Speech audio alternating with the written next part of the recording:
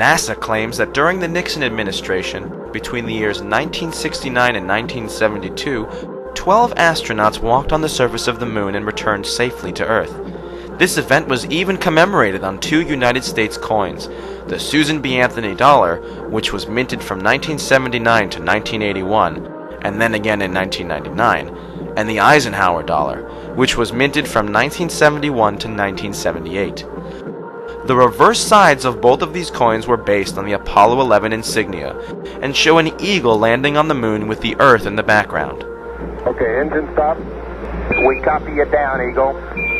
Houston, Tranquility Base here. The Eagle has landed. Roger, Tranquility. We copy you on the ground. You got a bunch of guys about to turn blue. We're breathing again. Thanks a lot. The belief that men actually walked on the moon is shared by the vast majority of the world's population. There are no high-profile scientists, astronauts, or officials that have openly expressed any doubt as to the reality of this alleged accomplishment. The only exception to this is former United States President William Jefferson Clinton. In his autobiography, My Life, published in 2004, he states on page 156, "Just a month before, Apollo 11 astronauts Buzz Aldrin and Neil Armstrong had left their colleague Michael Collins aboard spaceship Columbia and walked on the moon, beating by 5 months President Kennedy's goal of putting a man on the moon before the decade was out. The old carpenter asked me if I really believed it had happened. I said sure, I saw it on television. He disagreed. He said that he didn't believe it for a minute, that them television fellers could make things look real that weren't. Back then I thought he was a crank. During my 8 years in Washington, I saw some things on TV that made me wonder if he wasn't ahead of his time." To simplify, what Clinton says is that a gentleman expressed doubt in the Apollo claims, and he wonders whether that gentleman was correct. Now, exactly what is a former 2-term United States president doing, wondering about the authenticity of the greatest technological achievement in the history of mankind? An event that had marked the legacy of his own boyhood hero, JFK. We choose to go to the moon in this decade and do the other things, not because they are easy, but because they are hard. Obviously, he has some reason to believe that the moon landings were not authentic. If a former US president is wondering about the authenticity of the claim, does it not make sense that you should wonder too? One can imagine why a former president would not want to come right out and blow the whistle by unequivocally stating his true beliefs. But he did, probably for the sake of his legacy, want to have it recorded that he did subtly flag the issue for those paying attention, and he flagged it by using the old carpenter acquaintance to get his point across. Regardless of precisely how much time Mr. Clinton actually spends wondering about this, a closer examination of the claim reveals that to have performed such a feat in 1969 completely contradicts the evidence and otherwise offends common sense.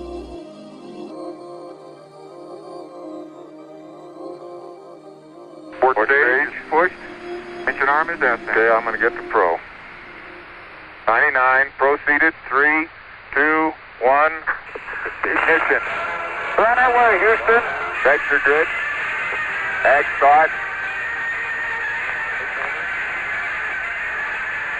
Pitch over. The last alleged mission to the moon was Apollo 17, which NASA says took place in December of 1972. Since then, absolutely no country claims to have sent astronauts or even animals more than 400 miles above the surface of the Earth. In recent years, space shuttle astronauts completed a trip wherein they attained a maximum altitude of 365 miles.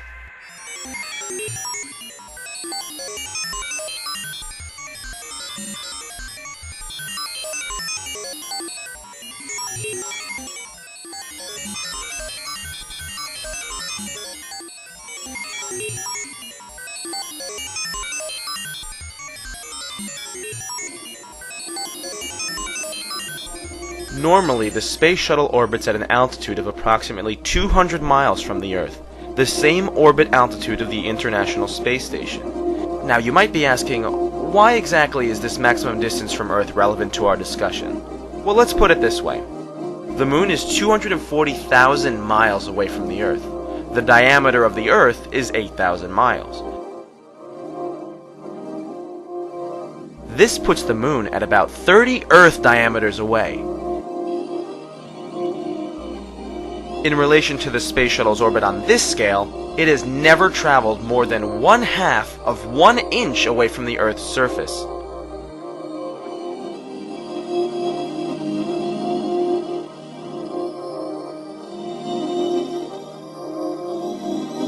Six, 5, 3 main engines up and burning, 2, 1, and liftoff. Just getting into orbit is no small feat, as is illustrated by the fact that in all of recorded history, only 3 countries, the United States, China, and Russia, have been able to put a human just into orbit and never being more than 400 miles from Earth. The explanation for this has always been that, except for these 3 countries, every other country in the world has been too cheap and lazy to venture into just Earth orbit. In reality, the reason has to do with the difficulty in accomplishing this.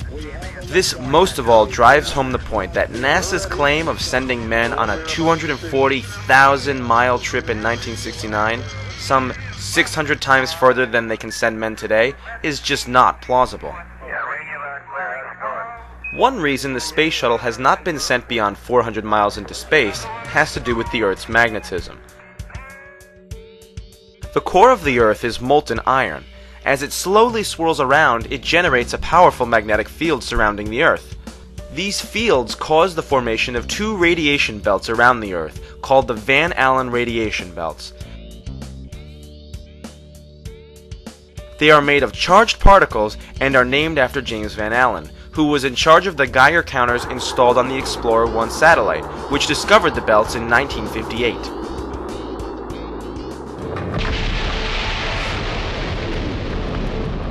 These belts are formed by trapped charged particles. The magnetic field traps these particles that originate from the Sun. They then spiral around the lines of the Earth's magnetic field, going back and forth between magnetic poles. As pointed out by Ralph Renee, author of NASA Mooned America, Dr. James Van Allen published an article in the March 1959 issue of Scientific American that described the danger in traveling through these belts. In this article, entitled Radiation Belts Around the Earth, on page 47 of this issue, Van Allen states, "Our measurements show that the maximum radiation level as of 1958 is equivalent to between 10 and 100 Roentgens per hour, depending on the still undetermined proportion of protons to electrons. Since a human being exposed for 2 days to even 10 Roentgens would have only an even chance of survival, the radiation belts obviously present an obstacle to spaceflight. If anyone ever really does go through these belts, it will become apparent just how lethal they really are to humans." Other than the alleged Apollo trips, all other manned spacecraft have stayed below the belts. These belts do not officially begin until an altitude of 1,000 miles is reached. But when one space shuttle crew was brave enough to go nearly 400 miles above the Earth, they started to experience some unusual effects. They reported seeing shooting stars, which were a result of the radiation hitting the retinas of their eyes. And if I'd have landed 20 feet behind where I landed, we'd have landed right smack in that crater. When interviewed, Alan Bean of Apollo 12 initially stated that he had not gone through the belts and did not observe any effects caused by them. Any ill effects from the Van Allen radiation belts? No. Now, I'm not sure we went far enough out to encounter the Van Allen radiation belt. Maybe we did. When it was pointed out that the flight pattern took him through the belts, he changed his story.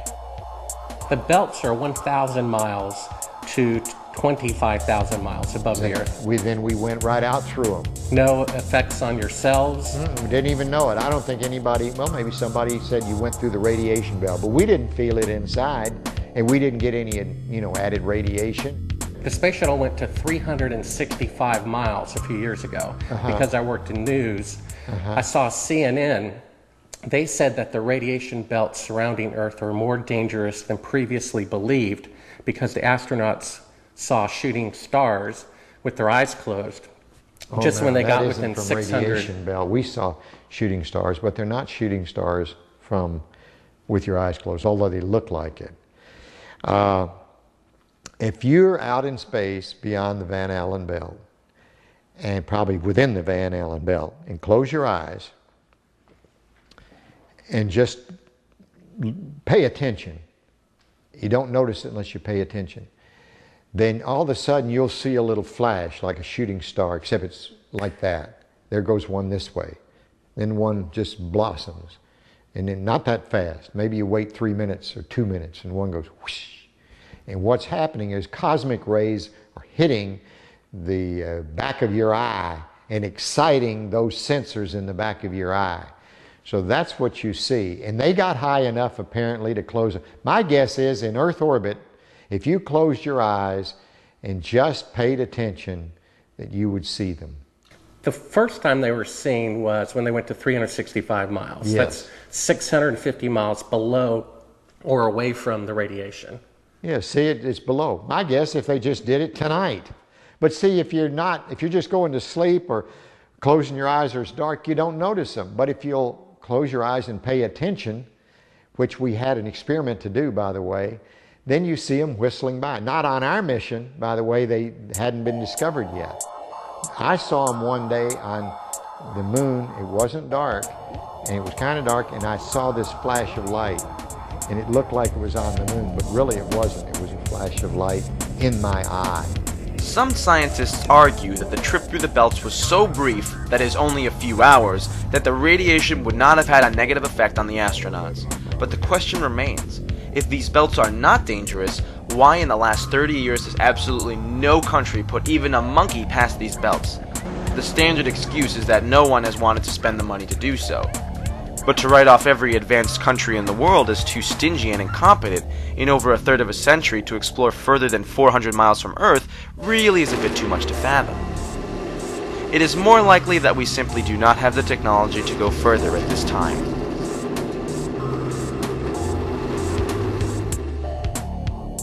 Try to imagine the flight pattern of the Apollo moon missions. NASA says that 3 astronauts took off in a multi-stage rocket, and then 3 days later were in lunar orbit some 60 miles above the moon's surface, going about 4,000 miles per hour, or a little over Mach 6. Then, the spacecraft separated into 2 modules. One astronaut stayed in lunar orbit in the CSM. The other 2 flew down to the surface of the moon in the lunar module. 10 feet. Contact. Engine stop. Okay, Houston, the Challenger has landed. The first question that immediately comes to mind is how they were able to design a craft on Earth that would perform so well under quite different conditions on the moon, namely in a vacuum and in 1/6 gravity without killing anyone. The Lunar Landing Research Vehicle used to train the astronauts for a landing had a jet engine, which of course would never have worked out in the vacuum of space. NASA's answer to this is that the simulator provided 5/6 or 83% of the propulsion to simulate the amount of thrust that the rocket engine would need to lift the craft while flying down to the surface of the moon.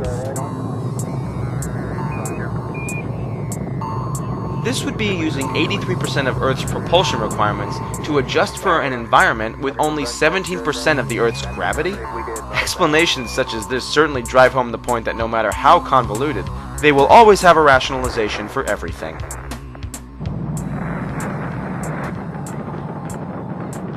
After supposedly landing on the moon during Apollo 17, 2 astronauts allegedly spent 3 days there. During this time, they were either in a small capsule, walking on the surface in their air-conditioned spacesuits, or riding around in the $60 million lunar rover. The lunar surface temperature in the sun should be around 135 degrees today. In the shade, the temperature would again be about minus 100 to minus 150 degrees Fahrenheit. That would be in the shadow of the lunar module. If the LEM didn't have climate control, and had air in it, would it be hot or cold without the climate control? If you just took a lunar module and well, let's take the climate control and it fails. All right, what happens then? You've got air and setting there. It's 70 degrees. If the lunar module is setting in the sun, which it always is, then slowly but surely that temperature inside is going to go up to 250 degrees Fahrenheit. Now you ain't going to make it because you're going to cook long before that. What powered the air conditioning? What powered the air? Batteries. You had a number of big batteries in the lunar module. They powered pumps, they powered the air conditioning, they powered the communication system, and that's the reason we were only able to stay on the moon 33 hours. Later on, we got a little better batteries, more batteries, and we could stay longer. Now let's examine some problems with the astronauts' time on the moon's surface. In the sunlit areas, the temperature on the surface of the moon is 250 degrees Fahrenheit. If the sunlight struck the astronauts' suits or the surface of the moon, they would heat up very quickly. Considering that they always landed on the daylight side of the moon, the energy from the sun would be radiated directly at them, and additionally, the heat would be collected and radiated by the moon itself. Put simply, the astronauts had no energy source that would have enabled them to reject the sun's intense heat. The moon has no atmosphere. It has a vacuum. Conduction and convection could not practically be used for cooling. The heat would have had to have been radiated away. I know, Bob. I know. They carried no energy source potent enough to re-radiate this heat away. What powered the air conditioning? What powered the air batteries? You had a number of big batteries in the lunar module. Alan Bean's explanation of using batteries is not convincing. Efforts to explain successful functioning of the spacesuits amount to elaborate double talk. Fantastic, sports fans. After allegedly spending 3 days on the surface, the two astronauts blasted off, went up 69 miles, somehow docked with the command module traveling at a speed of over 4,000 miles per hour, and then they all flew back to Earth for a round trip of 480,000 miles. Doesn't this seem a bit beyond 1969 technology? How can this be explained as anything other than an accomplishment beyond belief? So what purpose would it serve to contrive such an elaborate hoax? Let's take a brief look at the events leading up to the American space race. After the Russians thoroughly spooked America in 1957 with the launching of Sputnik, citizens were in fear that the USSR would soon be able to drop an atomic bomb on the United States from orbit. What could be done to avert such a disaster? And to what lengths would the United States government go to ensure national security? The Soviet Union has launched a second Earth satellite. Gets the American people alarmed that a foreign country, especially an enemy country, can do this, and we fear this. Man had his first great success in space when the Russians pushed a man across the threshold. He was Yuri Gagarin, the astronaut the Russians lionized as the first to orbit the Earth. It was the propaganda coup of the year. After the Russian flight, U.S. plans were accelerated. Commander Alan B. Shepard was sent into suborbital flight. Unlike the Russian venture, this took place in the white-hot glare of worldwide publicity.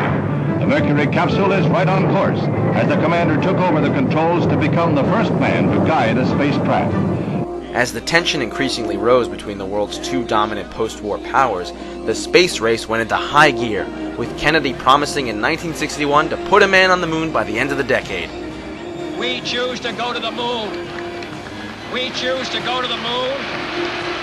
We choose to go to the moon in this decade and do the other thing. Not because they are easy, but because they are hard. Of course, the United States would spare no expense to hold off an attack from space by the USSR. What countermeasures were at their disposal? Could they not simply stage a moon landing as an elaborate form of propaganda against Russia, while emboldening U.S. morale?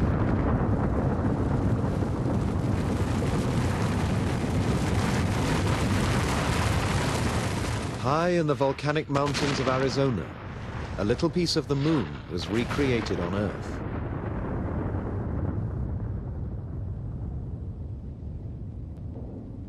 This field of craters seen from the air precisely matches a view of the Sea of Tranquility on the moon.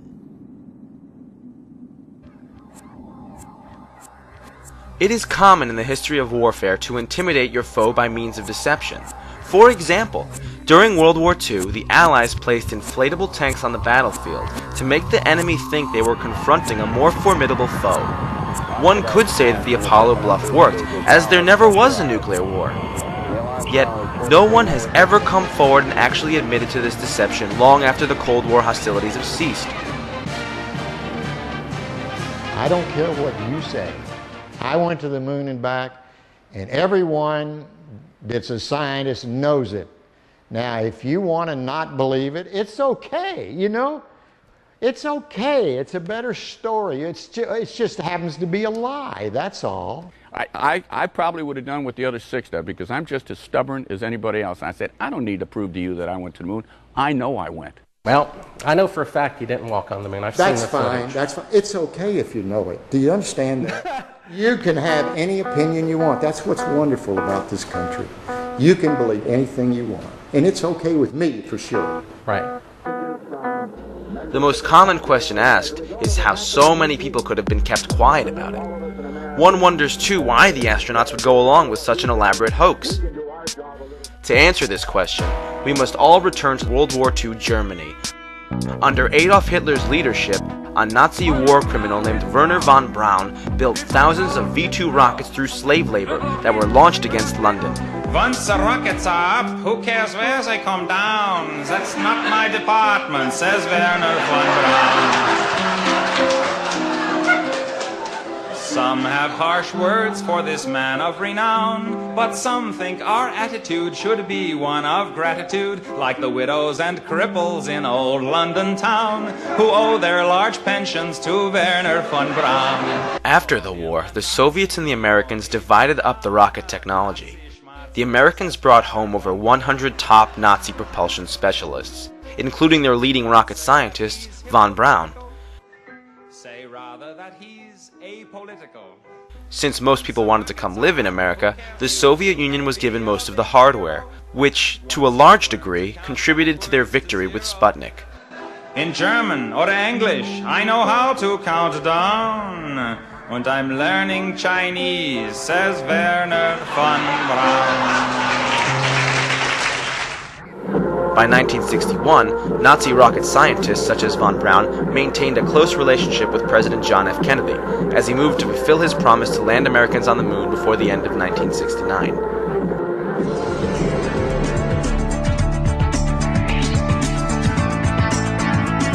Yet today, NASA says it will be 2018 before we go back to the moon, despite having supposedly been there over 35 years ago.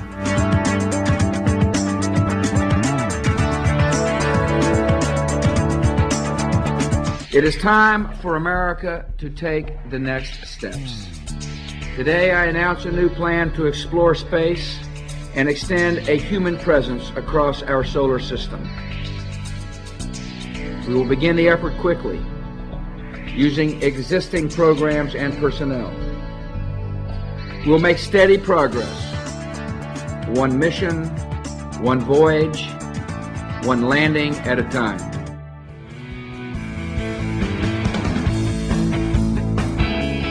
Our third goal is to return to the moon by 2020 as the launching point for missions beyond. Beginning no later than 2008, we will send a series of robotic missions to the lunar surface to research and prepare for future human exploration. Using the Crew Exploration Vehicle, we will undertake extended human missions to the moon as early as 2015, with the goal of living and working there for increasingly extended periods of time. Would we ever consider it reasonable if there were a 40-year span between the first and second trips across the Atlantic Ocean? Why such a late date? In 1953, von Braun wrote a book on how to get to the moon, titled Conquest of the Moon. On page 14 of his book, he states, "It is commonly believed that man will fly directly from the Earth to the moon, but to do this, we would require a vehicle of such gigantic proportions that it would prove an economic impossibility. It would have to develop sufficient speed to penetrate the atmosphere and overcome the Earth's gravity, and, having traveled all the way to the moon, it must still have enough fuel to land safely and make the return trip to Earth. Furthermore, in order to give the expedition a margin of safety, we would not use one ship alone, but a minimum of 3.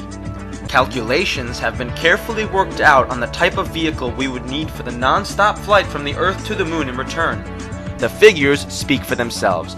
Each rocket ship would be taller than New York's Empire State Building, 1,250 feet, and weigh about 10 times the tonnage of the Queen Mary, or some 800,000 tons.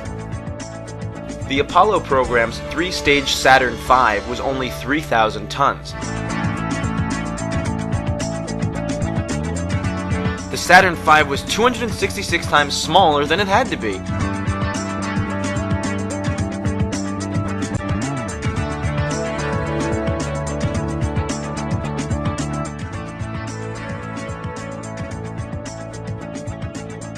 Von Braun was certain that the way to get to the moon would first require that a space station be built, with the rocket parts being ferried there for final construction.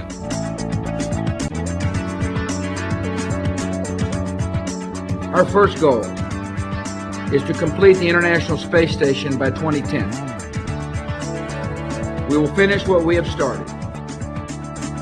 We will meet our obligations to our 15 international partners on this project. We will focus our future research aboard the station on the long-term effects of space travel on human biology. Research on board the station and here on Earth will help us better understand and overcome the obstacles that limit exploration. Through these efforts, we will develop the skills and techniques necessary to sustain further space exploration.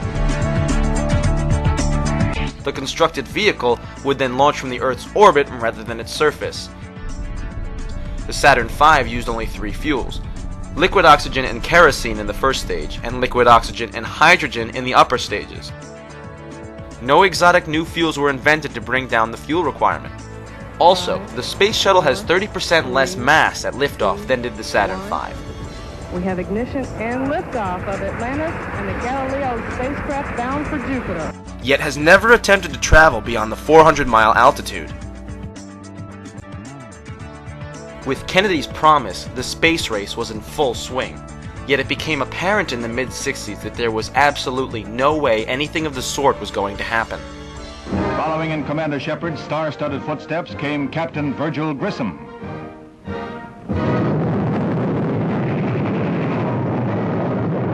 Everything is A-OK until the heartbreaking finale. As the captain prepared to leave the capsule, explosive bolts from the escape hatch let go, and the Mercury is lost. However, the moon gets closer. The leading astronaut of the day, Gus Grissom, was slated to be the first man to walk on the moon. He was an outspoken man with the highest level of integrity. There was no way he would lie for anyone. He was also an outspoken critic of the dilapidated state of the moon program. Just before he died, he hung a lemon on the capsule and held a press conference in which he pointed out the sad state of the program. On the morning he died, upon having difficulty communicating from the capsule, he angrily asked, "Hey, how are we gonna get to the moon? We can't talk between 3 buildings." In 1967, during a plugs-out test in which no engines were even ignited, they had him in a sealed capsule and pressurized it with 100% pure oxygen. A fire erupted, and all 3 astronauts perished. After this grisly incident, no other astronaut dared to criticize the program, and after all these years of lying and making their livings off the fame, none chooses to wreck this acclaimed success for the others by telling the truth.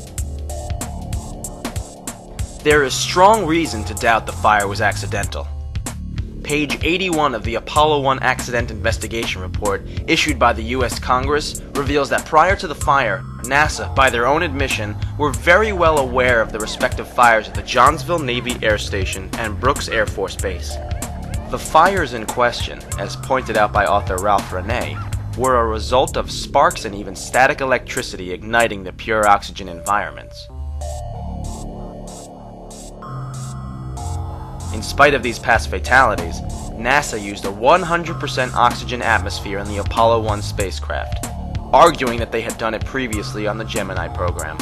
Of course they had. However, Gemini had a cabin pressure of only 3 pounds per square inch, the pure oxygen equivalent to the 14.7 pounds of nitrogen and oxygen at sea level. All previous aviation flash fires had been only slightly higher than Gemini's cabin pressure. Apollo 1's cabin pressure was more than 5 times higher. NASA was aware of the dangers, but they went ahead and sealed 3 of their astronauts inside a highly volatile capsule that had already been packed full of combustible and highly toxic materials. most of which were untested and had not been given their seal of approval before they were installed. The technicians on Pad 34 needed at least 5 minutes to open the command capsule's door. The astronauts had a mere 15 seconds before the fire consumed their cabin. Fire! We are fired, Captain! Additionally, in 1999, when Grissom's son, Scott, was granted access to his father's spacecraft, he uncovered evidence that a metal plate had been shoved behind the dashboard to deliberately trigger a spark.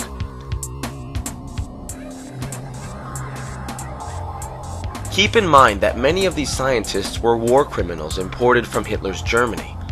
One should not be surprised that such horrors could occur when one considers that these Nazis helped perpetuate the cruelest, most brutal atrocity that has ever taken place in the history of mankind.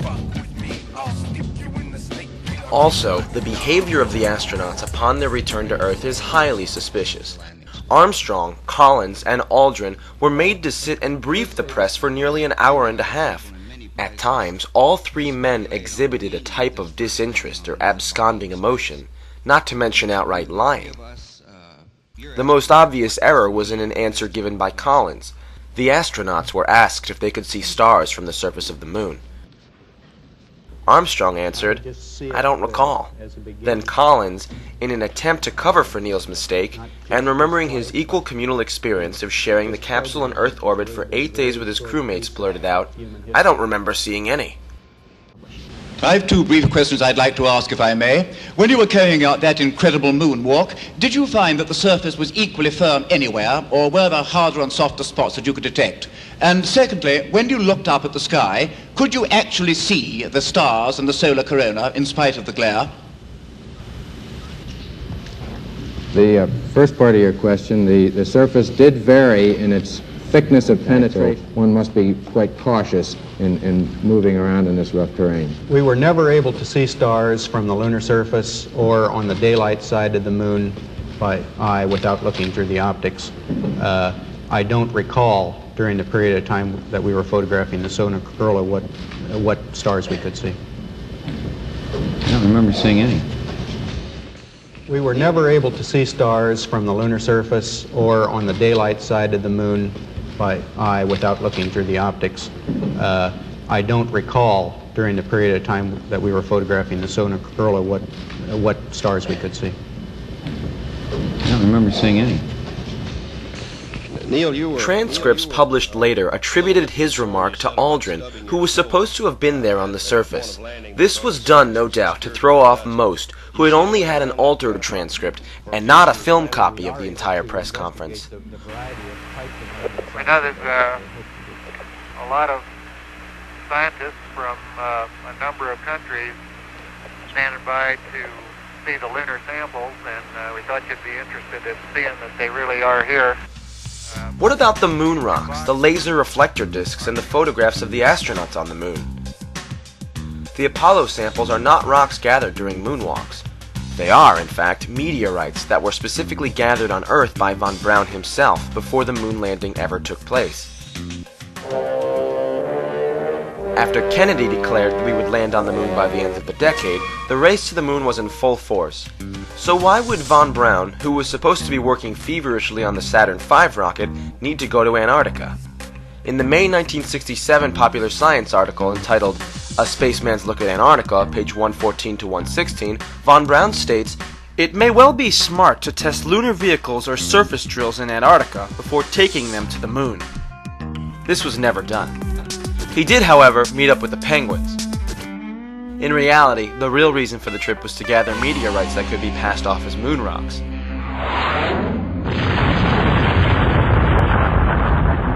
Some meteorites that actually originated from the moon can be found on Earth, as they can be expelled from the moon during meteor crashes. After von Braun found them, the outer surfaces were probably blasted with an abrasive in a ceramics lab to hide the fact that they had fallen through the Earth's atmosphere. After the conclusion of the Apollo missions, some Apollo astronauts made money by taking tourists down to Antarctica to gather meteorites. Due to the contrast with the landscape, meteorites are easier to spot there.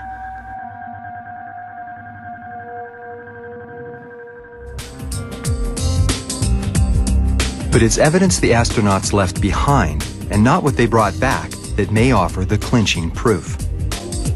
Each successful moon mission set up a range of experiments. More than 30 years after Apollo 11, one of them continues to operate, the Lunar Laser Ranger. There were two major experiments. One was a series of corner reflectors to reflect laser beams from the Earth sent to the moon that then, because of the geometry of these corner reflectors, would send the beam back in exactly the direction that it came from. High up in the Davis Mountain Range, the McDonald Observatory in Texas continues to gather information from the experiment. In 33 years, no one has showed up. No one has come and talked to us. Jarrah White would welcome a visit from the conspiracy theorists. Since 1969, his team has been firing a laser beam at the experiment an average of 240 times a year. And of course, at Apollo 11 site is where the United States placed its first lunar retro package. So we fire laser at this spot and three others on the moon.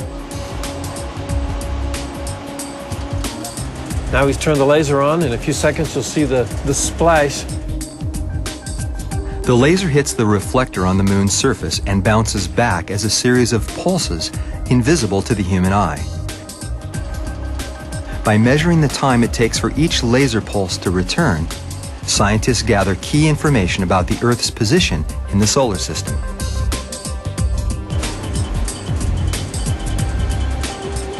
That's not light coming from the moon. The splash you see is light coming from the end of our own telescope. That's the first spot where a man walked on the moon. Our search for the truth has revealed the definitive answer. Maybe that's why conspiracy theorists have so little to say on this subject. The December 1966 issue of National Geographic explains why no such reflectors are needed to bounce signals off the moon. This is detailed in The Laser's Bright Magic by Thomas Malloy. On page 876, he states, 4 years ago, a ruby laser, considerably smaller than those now available, shot a series of pulses at the moon, 240,000 miles away. The beams illuminated a spot less than 2 miles in diameter, and were reflected back to Earth with enough strength to be measured by ultra-sensitive electronic equipment. It should also be noted that many types of signals can be bounced off the moon, even without such reflectors. In the 1950s, moon bounce was used to communicate around the curvature of the Earth. That is, if you were in the military and wanted to talk to someone in Hawaii from California, you would bounce your conversation off of the moon.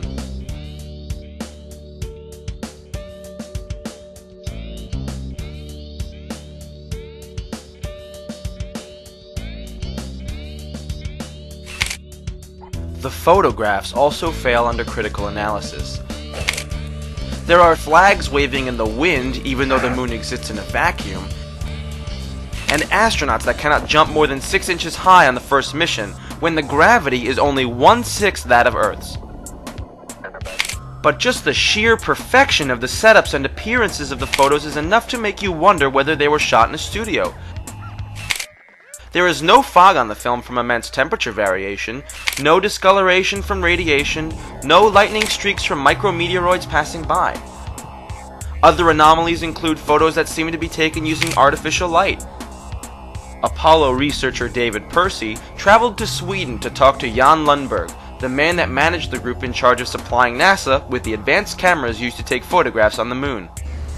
Hasselblad in Sweden was the NASA-appointed manufacturer of a camera capable of functioning on the lunar surface, and Jan Lundberg was the project engineer responsible for building the camera. Originally, NASA made all the alterations themselves. Then they presented what they had done to us and asked, can you do this? And we said, yes, we can, and we can do it better. So what does Hasselblad have to say about this classic Aldrin picture? Does it look to Jan Lundberg as though the subject was lit? Yes, it seems like he's standing in the spotlight. And I can't explain that. That escapes me. Why? So maybe you have to find Armstrong and ask him.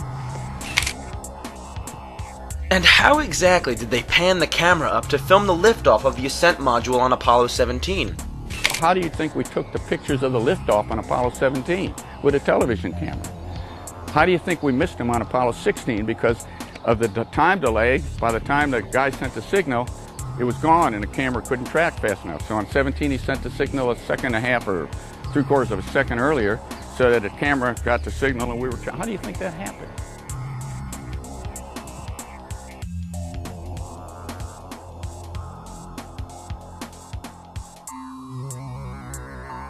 I've got a book telling me I didn't go to the moon, that thick, okay? There's a book there when you can't see stars in the daytime and the shadows interact with. I don't give a damn about all that. Remember too, while the thousands of NASA employees did help them achieve Earth orbit, beyond that, all information fed to the press and public was from the government, and there was no independent reporting. It's one small step for man, one giant leap for mankind. But is there a smoking gun? Yes, there is. It has to do with the camera shots of the Earth. Hello, Apollo 11. Houston, Goldstone says that the TV looks great. Over.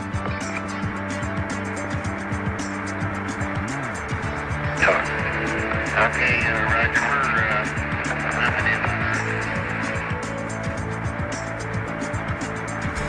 Hello, Apollo 11. Houston, did you copy? Over.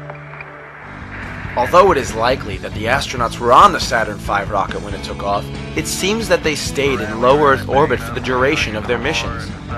This provided them with the zero-gravity filming environment, which would be what one would expect on a trip to the moon.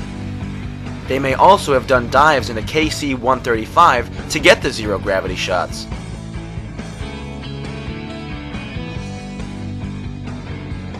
Yet there is one segment that clearly shows the behind-the-scenes chicanery that is going on. At one point, the crew says they are 130,000 miles out, or just halfway to the moon. Roger, Houston, Apollo 11. Calling in from about 130,000 miles out. And we'll zoom our camera in slowly. They say that they have the camera pointing toward the only window that is facing the Earth. Unfortunately, we only have one window that has a view of the Earth, and it's filled up with the TV camera, so your view now is probably better than ours is. Yet you see something come between the camera and the Earth. South America becomes invisible just off beyond the Terminator or inside the shadow. They are caught in a lie right there. Had the camera been in the window as they stated, then nothing should be coming between the camera and the Earth. We should not see any light in the upper left corner of the screen either. Of course, whenever the Earth was clearly seen vanishing behind the window, the view of the Earth was always from a cutaway shot, in which no astronauts were present. Well, that's about all is reasonable without getting hot and sweaty. All right, Roger, we copy.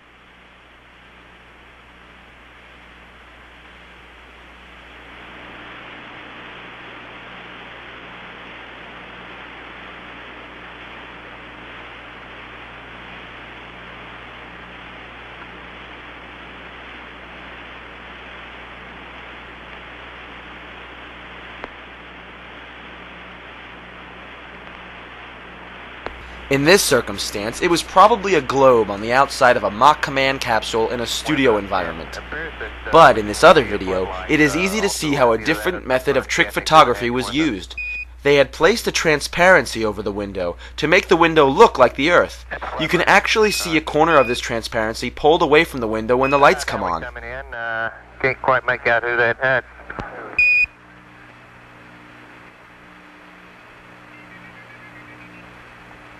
That's Big Mike Collins there. Well, you got a little bit of...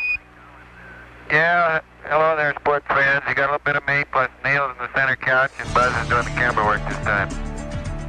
Roger, it's a little dark now, 11. Maybe a bigger f-stop might help.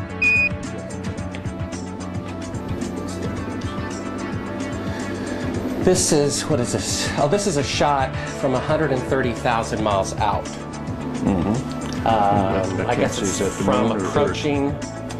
It's from approaching the moon, looking back at the Earth. Now, I've seen this on a couple of flights. Was this something that you got? Although this is from Apollo 11, did you shoot a shot of the Earth like this? So you had a TV camera in the spacecraft. That's correct. And this is, I guess, the Earth zoomed in at a distance. Yep, seems to be. I think it's shot a little bit halfway to the moon. Now it's kind of, now I guess the cloud cover looks. That's what you're looking at. Now what is that right there? What is what? There's like an arm. It looks like hair on an arm getting in front of the window. Maybe somebody got their arm in front of it. Now I thought that was the arm of God moving across the Earth. I couldn't quite figure that out. I suspect that was the edge of the window, more than likely, that they were shooting at. What did the Earth look like from a great distance? There it is again, 130,000 miles out. About like that. So it's pretty small at the distance of the moon? Yes, but I think the better images are the Hasselblad images that have been taken on every flight and are the most published pictures in the history of the world. What is that in the top left? If that's the Earth, is that like another spacecraft? No. That, I have no idea what that is. It's some aberration on the film of some sort. Oh, those are shadows, I think. Or reflections, probably reflections that are just reflecting. Run that back again so we get another shot of it. If you're going to press me on this, I'm not going to talk to you anymore because I won't pursue this. All of this attempt to say the Apollo programs were fake is just sheer nonsense. And you can talk till hell freezes over, and you're wrong. Okay? Well, would you affirm? I won't continue on this line. Okay, turn off the camera. Your interview is done. I've given you all the time I'm going to give you. Okie dokie. Good to meet you. I don't say it's a pleasure. Understand. Please get your ass out of my house. Okay. And you came here under false pretenses, and I think you're an asshole. Well, and if you continue this, and if you press us, I will personally take you to court. I hope that you do. I invite you to. I'm going to give you my card so you can arrange that. And I'm encouraging you to arrange. You're frankly not worth it. No, we have you on the record saying you'll take me to court. I hope you do. Because we have proof that would prove it in a court of law that Apollo 11 didn't go to the moon. And I think it's something that you should see. I don't say that lightly, believe me. I don't say it lightly. You have joking, sir. People can have fun. And maybe do that if they feel like they want to have a little fun on a trip to the moon. As an independent producer, okay, we're heading out. Doing that is against moral ethics. Lying about going to the moon is a satanic lie of gigantic proportions. I don't hit people, but you're going to be on the deck unless you get... I'm heading out. I appreciate it. And get the hell out of the Black House. You ever get a gun and shoot them at them before they get out of the office? We have a video camera running if you want to do it. Right. That would be great footage for us. See you later. In court, I hope. Want to call the CIA? Have them whacked. Someone prompting you. That is why they want to be interior. You believe in UFOs? You believe we've been visited by... Well, why do you want to believe this? I know for a fact. I've had this analyzed. And this is the window. And you're in a stated by an atomic clock at the Goldstone tracking station, which is on the tape. Well, you're talking to the wrong guy. Why don't you talk to the administrator at NASA? We're passengers. We're guys going on a flight. We're not... I know for a fact. You really like attention, don't you? You're the one who said you walked on the moon when you didn't. Calling the kettle black, if I ever thought of it. Saying I misrepresented myself. Away from me. You're a coward and a liar and a thief.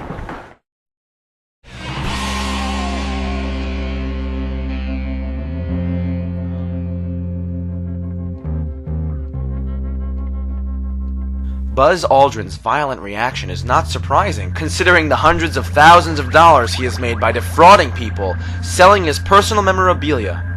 According to the winter 2008 issue of Heritage magazine, in September of 2007, Aldrin sold the following items which he claimed were flown to the moon. A medallion for $15,535. A silver dollar for $31,070. A chart for $71,700. And a handwritten note for $179,250. Not all of the Apollo astronauts profiteer off this lie, but Aldrin is certainly the worst offender.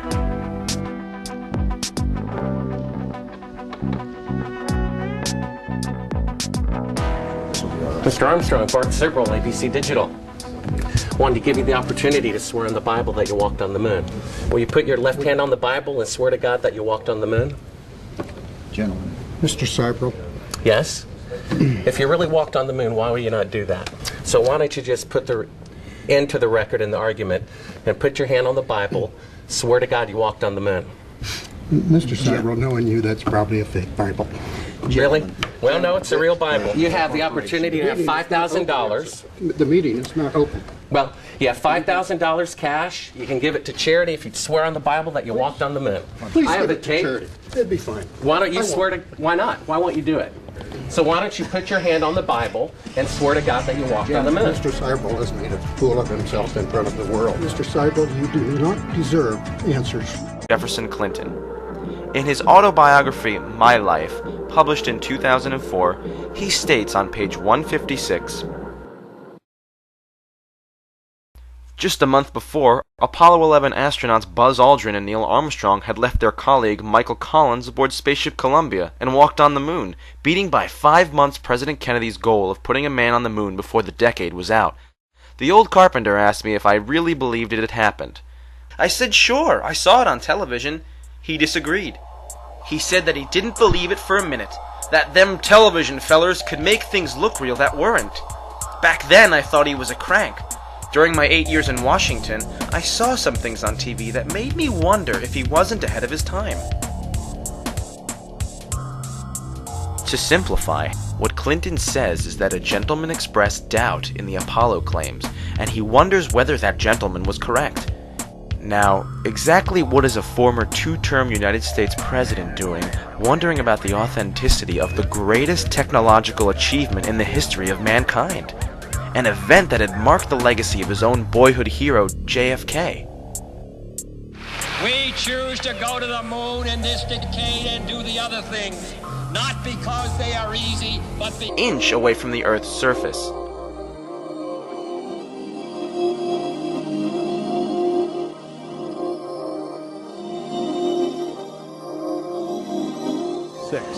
Five, three main engines up and burning, 2, 1, and liftoff. Just getting into orbit is no small feat, as is illustrated by the fact that in all of recorded history, only 3 countries, the United States, China, and Russia, have been able to put a human just into orbit and never being more than 400 miles from Earth.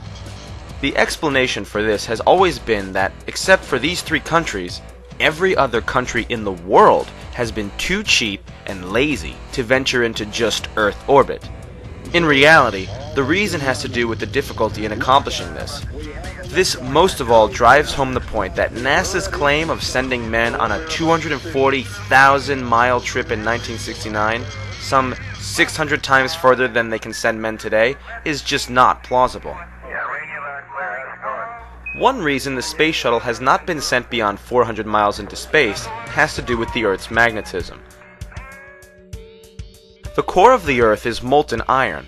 As it slowly swirls around, it took place in December of 1972.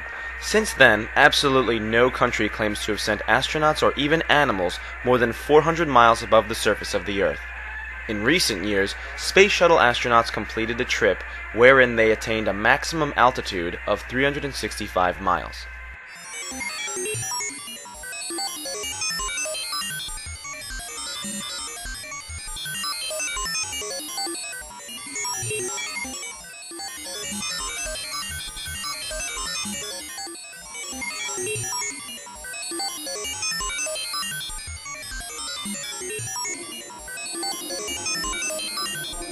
Normally, the space shuttle orbits at an altitude of approximately 200 miles from the Earth, the same orbit altitude of the International Space Station.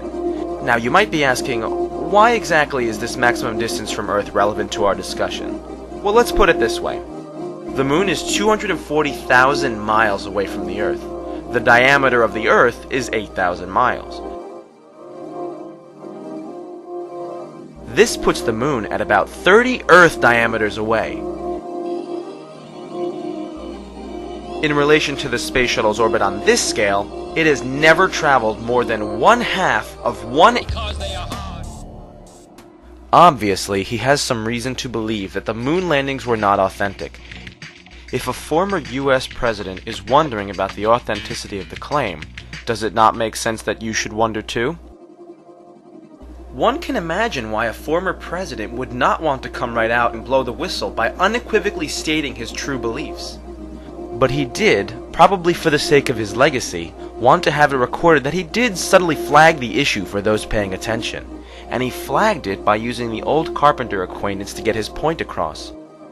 Regardless of precisely how much time Mr. Clinton actually spends wondering about this, a closer examination of the claim reveals that to have performed such a feat in 1969 completely contradicts the evidence and otherwise offends common sense.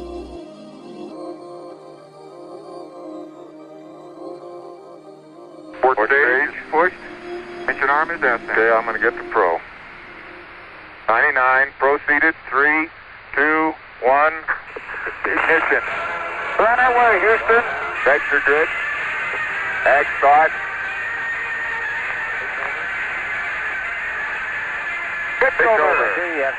The last alleged mission to the moon was Apollo 17, which NASA says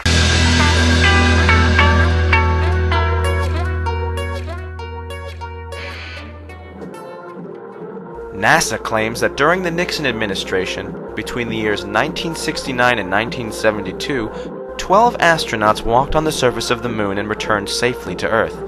This event was even commemorated on 2 United States coins, the Susan B. Anthony dollar, which was minted from 1979 to 1981, and then again in 1999, and the Eisenhower dollar, which was minted from 1971 to 1978. The reverse sides of both of these coins were based on the Apollo 11 insignia, and show an eagle landing on the moon with the Earth in the background. Okay, engine stop. We copy you down, Eagle. Houston, Tranquility Base here. The Eagle has landed. Roger, Tranquility. We copy you on the ground. You got a bunch of guys about to turn blue. We're breathing again. Thanks a lot. The belief that men actually walked on the moon is shared by the vast majority of the world's population. There are no high-profile scientists, astronauts, or officials that have openly expressed any doubt as to the reality of this alleged accomplishment. The only exception to this is former United States President William J.